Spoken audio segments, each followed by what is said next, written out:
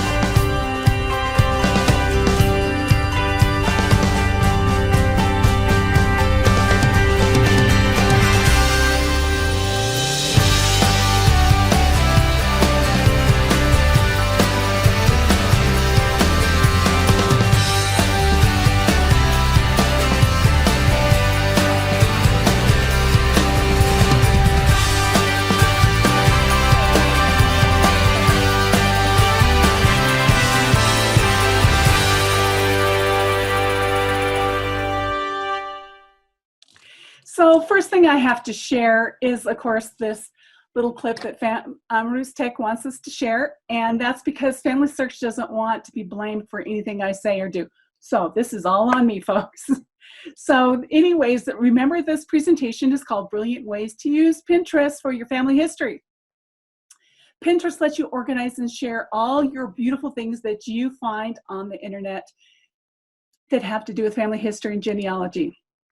Now, Pinterest.com is free, so why not use this free resource to help you? Pinterest is a virtual visual reference library that allows you to categorize, contain, and easily organize the vast amount of information you gather as a genealogist. So when I first started back in the day, in 2010, when I started using Pinterest, when it was invitation only, the first thing I saw how it could be used for as a for family history and genealogy was quickly being able to find links. I don't know about you, but my bookmark is a mess on Chrome. It's impossible to find anything that I want. But I knew that with Pinterest, I could create a board. Now, board, think of it like a bulletin board, and a pin is an image that you just pin to that board or put in a file, and you can name those files anything you want, arrange them any way you want, call them anything you want, and quickly be able to access what you're looking for. So let's say I'm looking for an article on DNA. I click on my board, my page, which is familyhistoryprintables.com. And that's the name of my page on Pinterest. And I have a board called DNA Genealogy.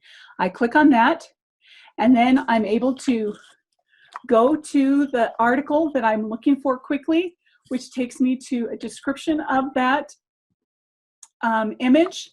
And it takes me quickly to the original website where this article came from. So within just less than a minute, I'm able to quickly find something that on my bookmark would take me forever because I'd have to open and close looking for all of those descriptions, when in picture, like they say, it tells you 1,000 words what you're able to look for quickly and locate it. So you can search by subjects. Like here I'm searching for journal writing, and these are some of the images that come up. And then they give me some clues on, hey, you might want to look up these titles as well to find more things. If I looked up genealogy, they're suggesting not only genealogy, but genealogy scrapbooking, genealogy organization, templates, forms. And then it goes down farther and it says, hey, you've got these boards that have the word genealogy in it. And it reminds me to go and look in those boards.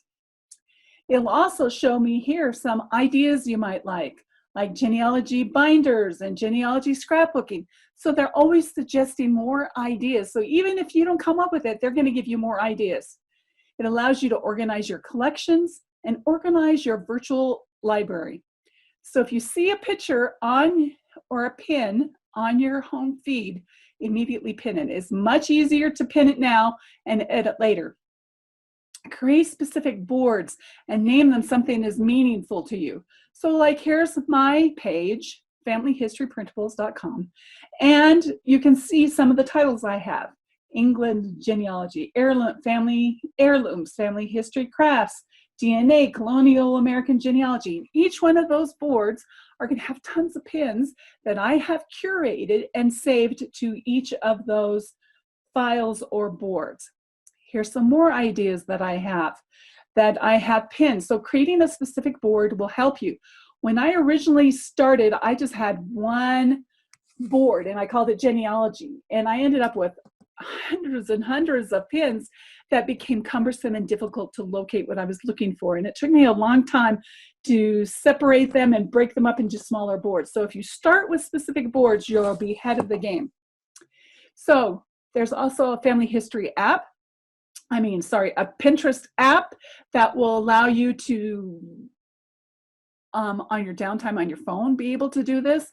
And if you're on Chrome browser, you could look up Chrome extensions, type in the word Pinterest, and it will show you this Pinterest Save button that will go to the top of your computer and screen, and then any site that you're on, you can quickly click on it. See, there's that little pin, Pinterest, and it will be able to save that image, and then you can designate which board it will go to, and it will save whatever is on that page. For example, here's my blog, and I wrote this article about the new colorizing photo app on MyHeritage, and I wrote a blog post about it. And because I have that Chrome extension, any image that I have on that site or any site, this little save button will come up in Pinterest. And so you click on it and it will save the whole article, not just that image, and you can designate which board you would like it go to.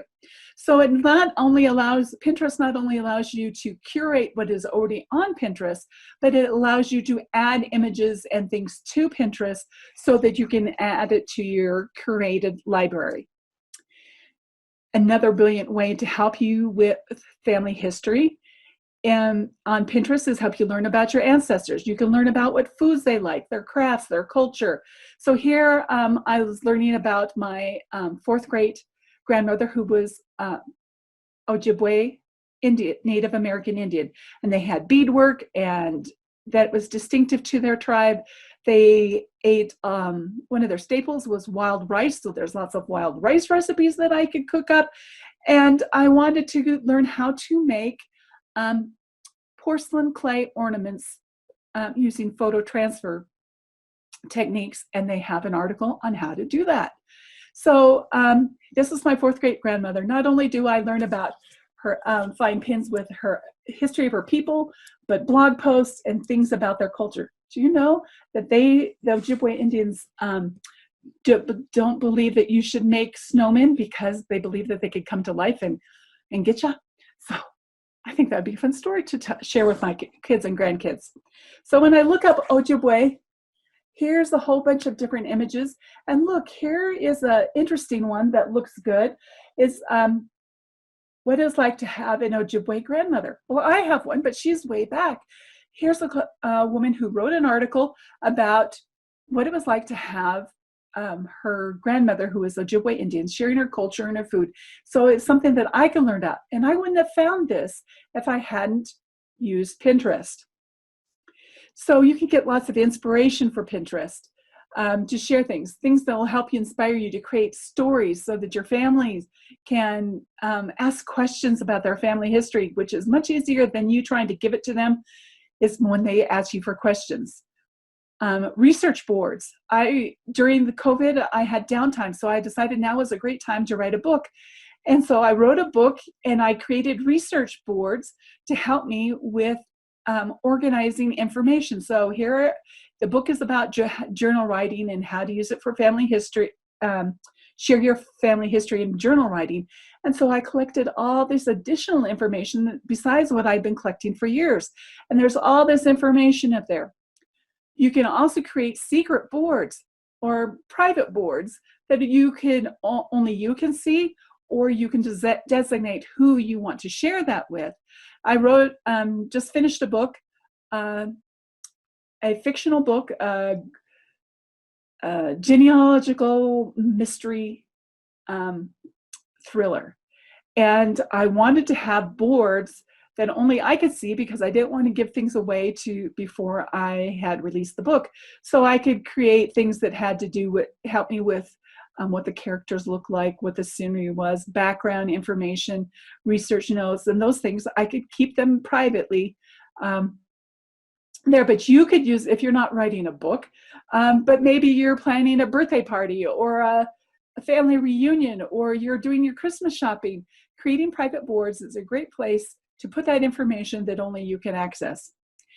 FamilySearch allows you to go to share memory from the memories to Pinterest. And I've had distant cousins reach out to me from Pinterest and shared with me pictures and information because they found me through Pinterest and our common ancestor. You can create just a board just with your ancestors, maybe information about their hometown, or their if they were in a war, or there's other information that was specific to them, you can do that.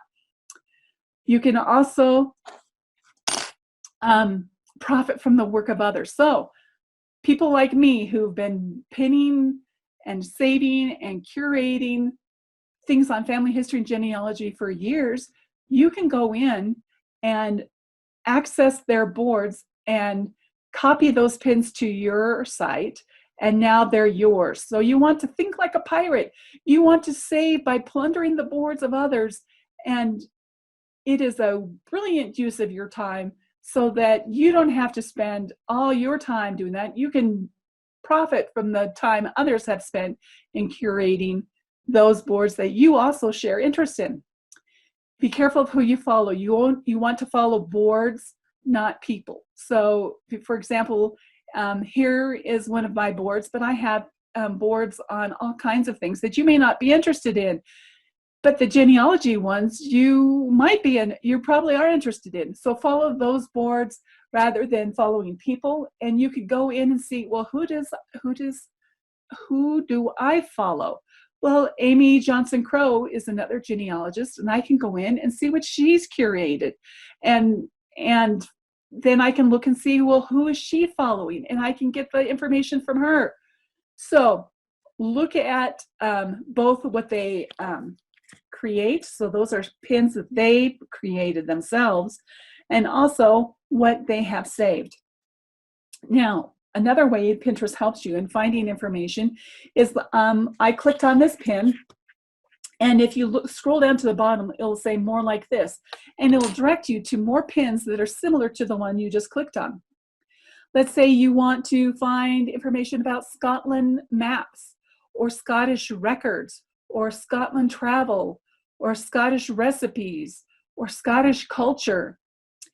Whenever you start clicking on things, pinning things, and saving them, and following certain boards, your home feed results will be propagated from previous searches. And so, because that home feed is constantly changing, it's updating. And so you want to make sure that it's being fed with things that you're interested. So make sure that your settings and the boards and the things that you're searching for is set right. Now, one of the cool things, like this is my grandfather, Samuel Thomas Brown, and he was always looking for the perfect peanut butter pie. Well, that grandma was always buying cookbooks and magazines looking for the pie. But if she had Pinterest, instantly she could have looked at and seen hundreds of recipes for peanut butter pie. So in order to honor my grandfather and to talk about him, our family is still looking for that perfect peanut butter pie, and we have a place to go to where we can find those recipes and share them. I inherited my grandmother's purse after she died. Beck is on the bottom on the right. I didn't want to keep her purse in a box. And so I saw the picture on the left on Pinterest and inspired and bought some vintage purses on eBay and added that to collection, added some frames, and voila, I had a nice decoration that I could add to my family, to my office. And every day I see that, it brings a smile to my face. You can create all kinds of crafts, make family history games. Again, sharing that from a way to share with your family and friends so that they can learn those things. And family trees don't just come on pieces of paper. There's all kinds of ideas on cool ways to share your family history. And I hope you find something helpful. Before we go, I wanted to show you just a couple of things to make your experience on Pinterest more enjoyable. If you go to the top of your Pinterest page, there's a little down arrow, click on that, click on settings, click on notifications, and edit by email. And yours will say turn off all. You want to click on that and then click done. Otherwise, you're going to get notifications every time you'll get an email notification every time you add a pin or any changes, and that can get a bit annoying. So that will make it a little easier. You can edit your profile here, add a picture, your name, username, about your profile. Now, unfortunately, I don't have enough time to tell you how to do everything that you can do on Pinterest. So if you want to follow me on YouTube or sign up for my newsletter at valerieelkins.com, I will let you know when a new video is ready, but I will show you how to set up boards, how to follow people, how to delete, how to create just the perfect thing for you to adapt it to your needs. So be sure and download the handouts that are included with this video. And I hope that you find something inspiring from this video that will help you and be an inspiration to you. So thank you for watching. Have a great day and happy pinning. Bye.